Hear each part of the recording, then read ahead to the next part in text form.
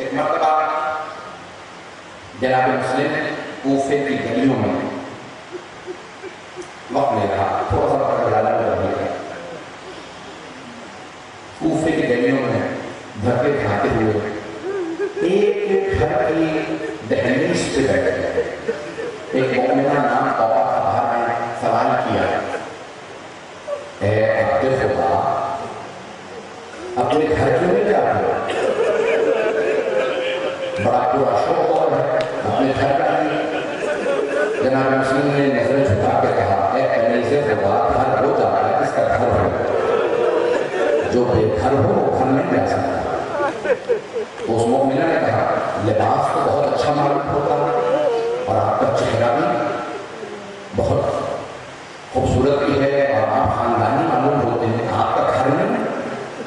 کہا گھر ہے لیکن مدینے میں ہے، میں کوفے میں پردیسی ہوں، یہاں کا کوئی گھر نہیں۔ کہا کیا نام ہے آپ کا؟ مسلم نے عقیل۔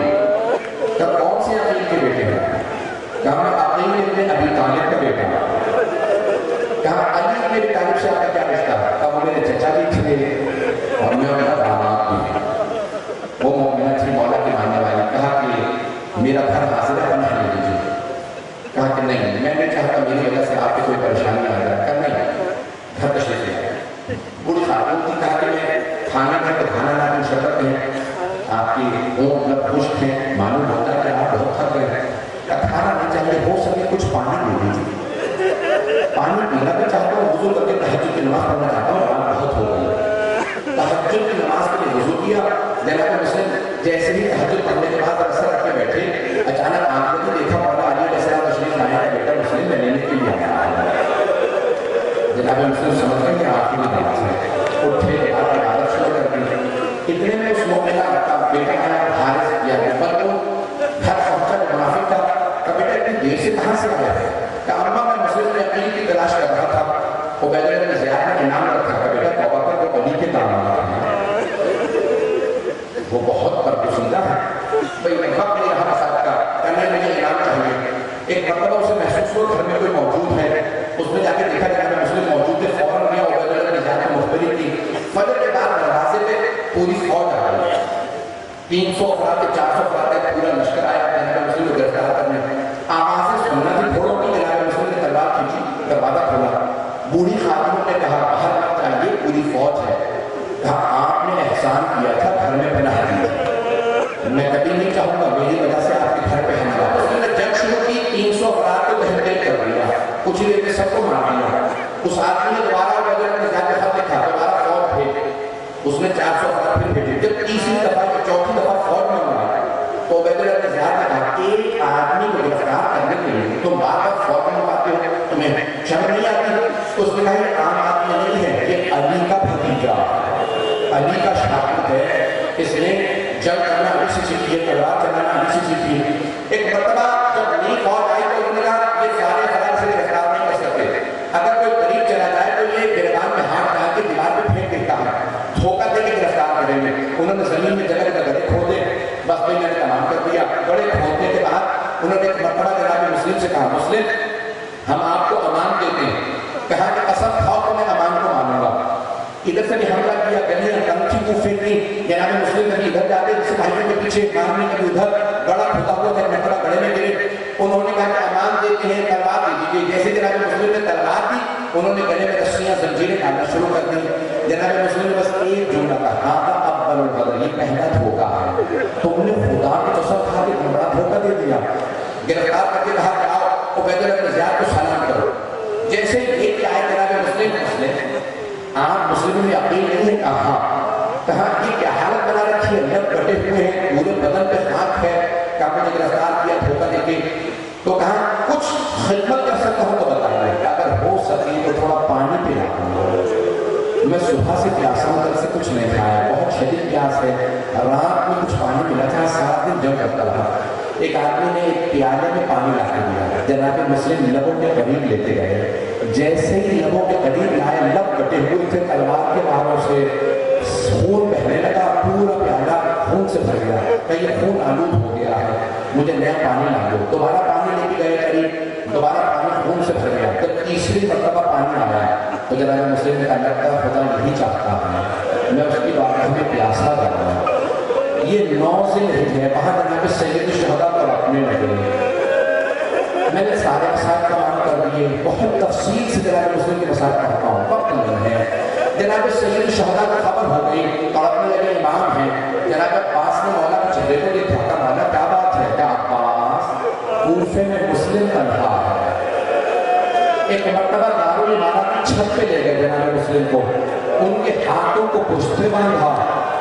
ایک مرتبہ دونوں گھٹنوں پہ جناب مسلم کو رکھا، کہا سر اپنا باہر نکالیے. ایک مرتبہ جناب مسلم کے آنسو بہنے لگے. جلاد نے پوچھا کیا بات ہے؟ موت سے ڈر گئے؟ کہا نہیں، مجھے موت سے ڈر نہیں لگتا. کہا پھر رو کیوں رہے ہیں؟ کہا رو اس بات پہ رہا ہوں میرے مولا کربلا آ رہے ہیں. کہا آپ کے مولا کے ساتھ عباس ہے، علی اکبر ہے.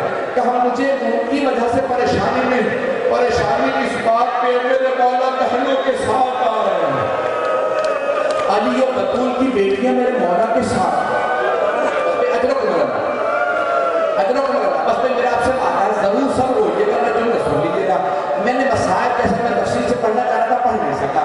اب اگر سب میری طرف دیکھ سکیں، یہاں پہ جناب بڑے بڑے علماء فرماتے ہیں جناب مسلم کے جیسے ہی سر کو رکھا گیا، جلاد نے تلوار اٹھائی. وہاں جناب سید الشہداء نے ایک مرتبہ جناب عباس کو دیکھا. مولا عباس نے کہا مولا کیا بات ہے؟ کہ عباس میری 2 انگلیوں کے درمیان دیکھو. جناب عباس نے دیکھا، کہا مولا کوئی بڑا ہی مظلوم آدمی ہے، گھٹنے زمین پہ ہیں، ہاتھ بندھے ہوئے ہیں. ایک مرتبہ جناب عباس نے دیکھا، کہا مولا اس کی ماں اس دارالامانہ کے زمین پہ اپنے برقعے کا دامن پھیلائے بیٹھی ہے. جناب سید الشہداء نے فرمایا ہوگا عباس غور سے دیکھو، وہ اس کی ماں نہیں میری ماں ہے، وہ میری ماں ہے. کہا ایک مرتبہ غور سے دیکھا، کہا مولا کہ میرا بھائی مسلم ہے. مولا آپ نے جس معجزے سے مجھے مسلم کو دکھایا، مجھے کوفے پہنچا دے، میرا بھائی اکیلا. مولا میں اپنے بھائی کا دفاع کروں گا. عباس ابھی صبر کیجیے. جلاد کی تلوار چلی، سر قلم ہوا، زمین پہ آیا. اسی ملعون نے جسد مطہر کو کوفے کی گلیوں میں پھینکا، رسیاں باندھ کے کوفے کی گلیوں میں پھرایا گیا. مولا حسین نے آواز دی عباس کل عید ہے، ذرا میری بہنوں کو بلا دو.